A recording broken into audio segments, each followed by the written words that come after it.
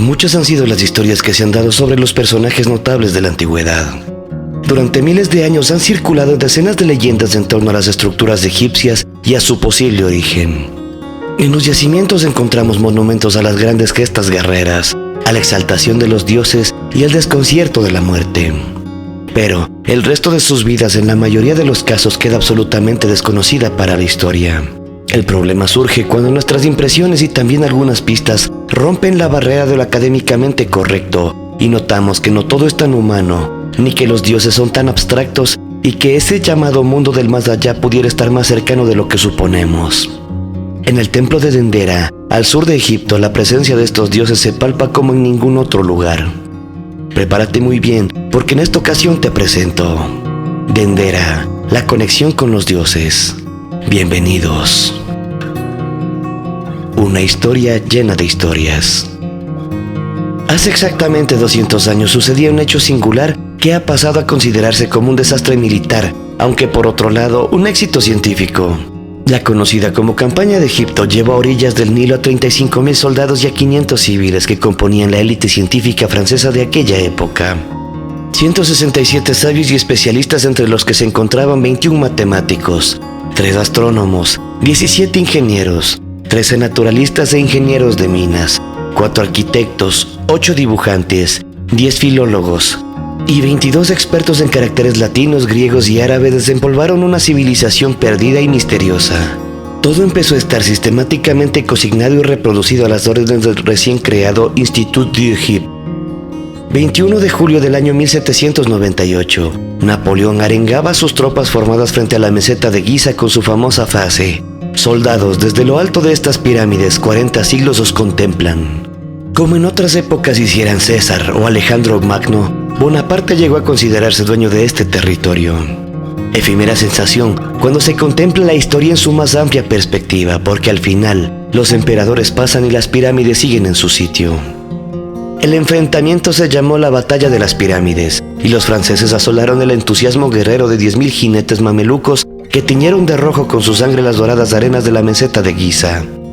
Aquel día los científicos fueron rodeados por un ejército tan ocupado en atacar al enemigo como en defender a tan ilustres personalidades, pero estos privilegios fueron debilitándose a medida que el ejército, tan lejano en su país, sucumbía ante el olvido de su pueblo. El almirante inglés Nelson hundió en Aboukir los 200 navíos que transportaban al cuerpo expedicionario francés. Desatendidos por Francia y abandonados por el propio Napoleón, que regresó a París para preparar su coronación como emperador, las tropas empezaron a sufrir todo tipo de escaseces. Sin municiones con las que defenderse, diezmados por la disentería y las epidemias y arrinconados sin futuro en el delta del Nilo, la expedición francesa fue presa fácil de los ingleses, que retomaron el territorio. Al desastre militar hubo que añadir la pérdida de los tesoros obtenidos. La famosa piedra de Rosetta solo fue uno de los miles de objetos que cambiaron de destino y en lugar de llegar al Louvre, terminaron en las vitrinas del Museo Británico. Pese a todo, los científicos franceses les quedaba el honor de haber realizado uno de los mejores trabajos de estudio y recopilación de datos, y el verdadero triunfo de Napoleón en tierras egipcias no vino por sus fusiles, sino por la pluma de sus eruditos. La recompensa a sus penurias y a sus interminables horas de trabajo bajo el sol abrasador del desierto fue la publicación en febrero de 1802 de la obra titulada Description de l'Égypte, compuesta por 10 volúmenes donde se reproducían íntegramente las 837 planchas de cuero grabadas y que contenían las más de 3.000 ilustraciones realizadas a lo largo de las riberas del Nilo. Datos geográficos, etnográficos, zoológicos, botánicos y arqueológicos surgieron a Occidente. Había nacido la egiptología. Enterrado bajo las arenas. Los franceses de Bonaparte tuvieron la satisfacción de ser los primeros en medir la Gran Pirámide y descubrir el Valle de los Reyes. Las arenas empezaron a ser retiradas y los relieves volvieron a ver la luz de Ra. Los europeos del siglo XIX se enteraron de los lugares arqueológicos hasta entonces desconocidos. Uno de ellos fue Dendera. En el volumen número 4 de la descripción de Egipto, en las planchas de la 2 a la 34, los dibujantes plasmaron el estado de uno de los templos más bellos que existe. Empezó con ello un estudio que aún hoy no ha concluido y lleno, como no podría ser de otra forma, de enigmas y polémica. Dendera es un pequeño pueblo situado en la ribera occidental del Nilo, a 60 kilómetros al norte de Luxor. Su nombre proviene del de Tentira o Tentiris, que fue utilizado en la época grecorromana y que a su vez provenía del original egipcio Enet Tentr. El término de Dendera, conocido también como el del castillo del Sistro o la casa de Hathor, está dedicado a Hathor, la diosa del amor, de la alegría y de la belleza que los griegos asimilaron con su Afrodita. Las inscripciones indican que el edificio original fue construido por aquellos reyes legendarios conocidos como los discípulos de Horus. El faraón Keops ordenó construir un templo sobre el mismo sitio utilizado por sus míticos predecesores. Bajo el reinado de Pepi I, el templo fue reconstruido ya que era un lugar religioso de gran importancia. Durante la dinastía 11 fue famoso por su gran biblioteca de papiros. Volvió a ser restaurado en los tiempos del faraón Tutmosis III. Y podemos encontrar en las paredes los nombres de los otros faraones que quisieron unir su cartucho a la importancia del templo, como Tutmosis IV, Ramsés II y Ramsés III. La última reconstrucción la hizo Ptolomeo VIII, trabajos que fueron ampliados por los Ptolomeos X, XI y XII, Cleopatra VII, Julio César, Cesarión y los emperadores Augusto y Tiberio. En las decoraciones del edificio principal también pueden leerse los nombres de Calígula, Nerón, Claudio, Domiciano, Nerva y Trajano. En resumen, mientras la disposición del templo actual puede datarse entre los años 116 a.C. y 34 después de Cristo, su origen debe remontarse quizás a la época predinásica. Conocimientos astronómicos sorprendentes. Cuando las tropas de Napoleón llegaron a Dendera en el año 1798, el templo luchaba por emerger sobre el mar de la arena que se empeñaba en hundirlo. Su entrada tan solo se adivinaba, y mientras que los científicos se armaban de paciencia y de trabajo para despejar el conjunto, los militares se armaron en el techo del templo para defender la posición de tan estratégica atalaya. Cuentan que una caja de municiones colocada sobre la arena que también cubría la terraza se deslizó por un tragaluz hacia el interior. Cuando bajaron a buscarla, vieron que habían abierto un camino hacia las salas superiores del templo, y en una de ellas realizaron un descubrimiento espectacular cuando las teas encendidas iluminaron el monolito que medía 3.60 metros de largo por 2.40 de ancho y un grosor de casi 1 metro. Para la historia, el descubrimiento fue realizado en 1799 por el general Louis de Sykes, y por sus representaciones astronómicas se le conoció a partir de entonces como el Zodíaco de Dendera. Estudios posteriores comprobaron que no solo esa sala, sino todo el templo estaba dedicado al firmamento. Albert Schlossman, doctor en matemáticas y en informática y colaborador de la NASA para los proyectos Pioneer sobre Júpiter y Saturno, indicó que todos los fundamentos de astronomía y de astrología del antiguo Egipto partían desde Dendera. Según Schlossman, existe un papiro del escriba del faraón Keops que se conserva en el Museo del Cairo y en el que se precisa que, por orden de Khufu, el templo de la Dama del Cielo de Dendera será reconstruido por tercera vez sobre el mismo emplazamiento y según los planos establecidos por los sucesores de Horus sobre pieles de gacela y salvaguardados en los archivos del rey. Algunos estudiosos como S. Crump indican que el zodíaco se realizó en el año 30 a.C. y que fue importado de Mesopotamia. Por su parte, Sir Norman Lockyer, el famoso astrónomo y estudioso de Stonehenge, mantenía que Dendera era mucho más antiguo y se habría construido en alineación con Sirio. Para el filósofo alsaciano R. A. Schualer, el zodíaco de Dendera encierra indicios internos de una vetustez remota. Giorgio de Santillana y Herta von Deschamps señalan que el movimiento de precesión se conocía desde la más remota antigüedad y que controlaba la actividad celeste y la terrestre. Efectivamente, una marca en el zodíaco de Dendera indica el polo eclíptico norte que, junto a otros jeroglíficos del borde del disco, indican las posiciones de los equinoccios en una época muy anterior a lo que es fechado. El gran problema que se planteaba era el mencionado por Otto Neubauer y R. A. Parker, quienes afirman que un amplio conocimiento de la precesión no es compatible con una descripción no matemática de la astronomía. Para ellos, los egipcios expresaron en términos alegóricos los conceptos astronómicos. La paradoja es que acertaron de pleno. ¿Y si no poseían instrumentos apropiados, de dónde les vino tal conocimiento? Un conocimiento que no fue adquirido por evolución, sino que aparecería ya desde el principio de su civilización, aunque aludiendo, eso sí, a la presencia de unos dioses que mediaban en la hazaña y eran los destinatarios de tal ofrenda. Por ejemplo, la ceremonia del estiramiento de la cuerda se asociaba con la fundación del templo, ya que consistía en colocar su eje paralelo una cuerda que unía las dos estacas. En las inscripciones de Dendera se indica que el rey tenía su ojo puesto en una estrella de la constelación de la pata delantera del toro, la Osa Mayor. I.E.S. Edwards indica que ese rito del estiramiento de la cuerda es antiquísimo y menciona el relieve encontrado en el templo solar del faraón Nusser, quinta dinastía. Si las alineaciones astronómicas y el estudio de los ciclos precesionales eran anacrónicos para griegos y romanos, ¿cómo es posible que los egipcios del Imperio Antiguo ya lo conocieran? Los dioses atlantes. Albert Schlossman publicó en París en 1976 su libro titulado El Gran Cataclismo, donde documenta con todas las pruebas que ha podido obtener el hundimiento de la Atlántida hace 12.500 años y el éxodo de los atlantes hasta su llegada a Egipto. Esta fecha aparece en el zodíaco de Dendera, al ser la constelación de Leo la que sobre una barca parece guiar a todo el conjunto. Fecha tan arcana fue también mencionada por el grupo de astrónomos de Charles Dupuis, que estudiaron el zodíaco a su llegada al Museo Imperial de París, futuro Museo del Louvre, en 1822. Aparte de la interpretación del zodíaco, apunta a la posibilidad de que la conexión de Egipto con la Atlántida se corresponda con el carácter fonético del país del Nilo. Según Schlossman, la antigua Atlántida se llamaba Aja-Mem-Ta, Amenta para los griegos, Amenti en español, cuya traducción sería el primer corazón de Ptah, corazón primogénito de Ptah, siendo Ptah el dios principal atlante. Los supervivientes fundaron tras el cataclismo otro país llamado Atzcapta, que significa segundo corazón de Ptah, que los griegos fonetizaron con la palabra Aegyptus.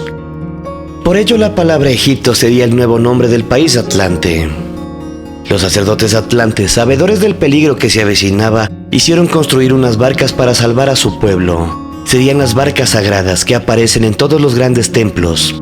Un dato curioso es que nosotros llamamos ahora al norte de África Magreb, siendo los países de Marruecos, Túnez y Argelia llamados magrebies.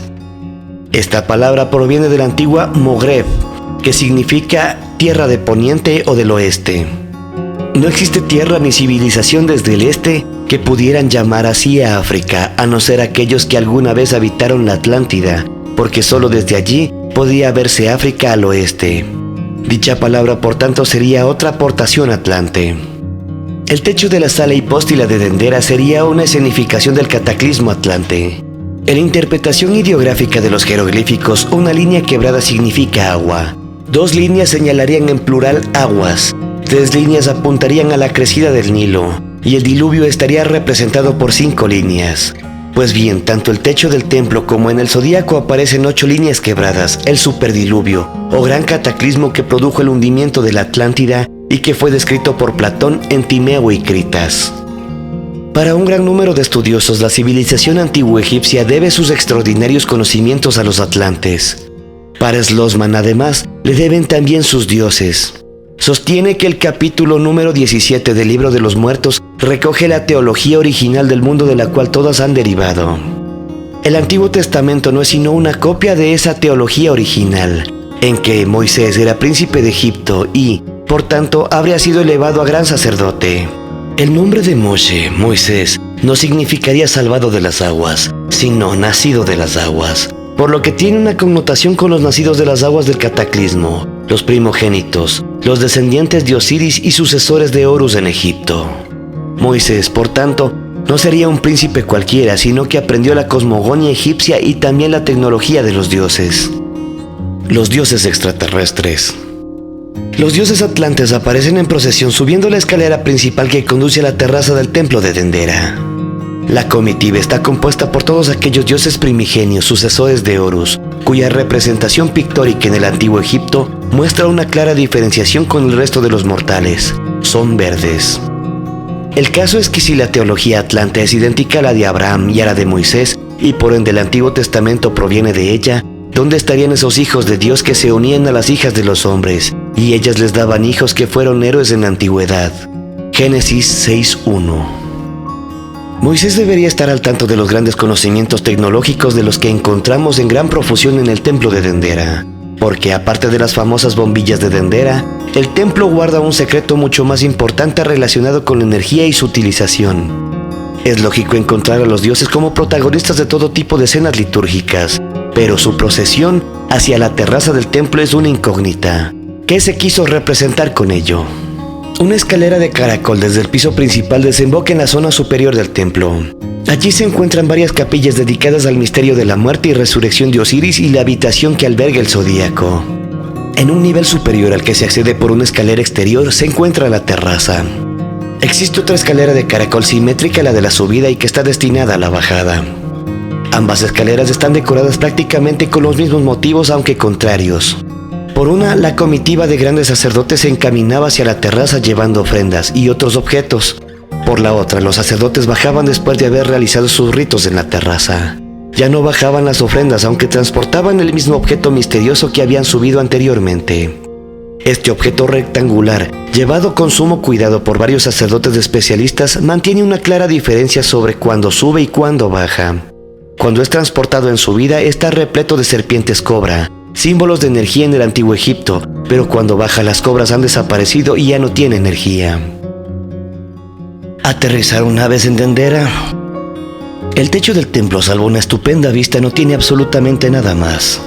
Es una gran explanada de piedra rodeada de un pequeño muro que no motiva aparentemente la procesión ni de dioses ni de sacerdotes. Pero un estudio de la superficie de la terraza nos ofrece otras pistas de increíble naturaleza. Por todo el suelo, en una superficie pétrea que sería capaz de albergar una cancha de baloncesto, se distribuyen unos orificios dispuestos en líneas enigmáticas. Un primer examen ocular indica que sobre las líneas se volcaron metales derretidos, pues la presencia de cobre, zinc o plomo parece confirmar la idea. Las placas metálicas se colocarían bajo un plan preciso donde los metales funcionarían según los propósitos de un ingeniero electrónico, porque una placa electrónica es lo que parece la terraza superior del templo de Dendera. Tanto por el pedestal que rodea el conjunto como por unos orificios que deberían utilizarse como desagües, podemos pensar que incluso la terraza podría llenarse con algún tipo de líquido para producir efectos de electrólisis, una técnica conocida en Egipto desde tiempos remotos. Pese a que nosotros solo hemos podido conocer esa técnica desde 1831 por Faraday, el Museo del Cairo está lleno de joyas donde la soldadura de oro y plata se produjo con ese procedimiento. La energía que pudiera obtenerse de esta disposición electrónica debería ser utilizada por algo o por alguien. Y solo así entenderíamos por qué el techo del templo era tan importante para los sacerdotes. Esta plataforma tenía que ver con los dioses. El que los sacerdotes bajasen de la azotea sin ofrendas puede interpretarse como que las dejaban arriba para que se pudrieran o que algún listillo las recolectara con posteridad. Pero el hecho más significativo es precisamente la operatividad de un objeto que, según aparece esculpido, es una copia exacta de otro muy especial, el Arca de la Alianza. La conexión entre el Arca y Egipto no ofrece dudas ni los conocimientos de Moisés tampoco. El Arca de la Alianza poseía unas características electromagnéticas que la hicieron peligrosa ante cualquier manejo erróneo. Solo los sacerdotes especialistas podrían manipularla. Lo que apreciamos en Dendera es similar. Si ciertas naves aterrizaron en el techo del templo o los sacerdotes imitaran con esta liturgia contactos producidos en tiempos más remotos, sería lógico suponer que los dioses aportarían a los mortales su sabiduría y su tecnología. Pero no es así. Los dioses bajaron en sus naves para hacerse cargo de una pila cargada en el Sancta Sanctorum del templo, por unas energías que desconocemos pero que muchos sensitivos han logrado captar. Los dioses habrían obtenido su ofrenda en forma de electricidad. Dioses que recorrían el cielo de Egipto y que descendían precisamente en el templo dedicado a la Dama del Cielo, tal y como fue descrito por Beroso o por Demetrio de Falera, director de la Biblioteca de Alejandría y autor de la obra titulada Acerca de las luces que se ven en el cielo, puntos luminosos que se ven ocasionalmente en el cielo y que nada tienen que ver con las estrellas. Para los que creen que la cultura faraónica surgió del caos más primitivo, los antiguos egipcios adoraron a vulgares vacas, cocodrilos, carneros o escarabajos. Pero algunas pistas, como las encontradas en el templo de Dendera, nos permiten vislumbrar que aquellos sacerdotes no eran tan simples. Este caso es muy interesante y te invito a sacar tus propias conclusiones. Profundiza en el tema y por favor comparte tus opiniones conmigo en la caja de comentarios. Si el video te ha gustado, te invito a que le des un like y a que lo compartas con un amigo. Me ayudas a seguir creciendo en YouTube. Ya hemos alcanzado la meta de los 5,000 suscriptores. Si eres nuevo, te invito a que te suscribas para que puedas revisar mis trabajos anteriores. No te olvides de activar la campana de notificaciones para que no te pierdas los futuros videos. Quiero conocer tus experiencias. Dale like a mi página en Facebook, sígueme por Twitter e Instagram para poder estar en contacto. Todos tus mensajes, consejos y sugerencias son bienvenidos y me encanta leerlos. En la descripción del video, como siempre, te dejaré links directos. Soy André Luis y te dejo mi más faraónico saludo. Hasta el siguiente video.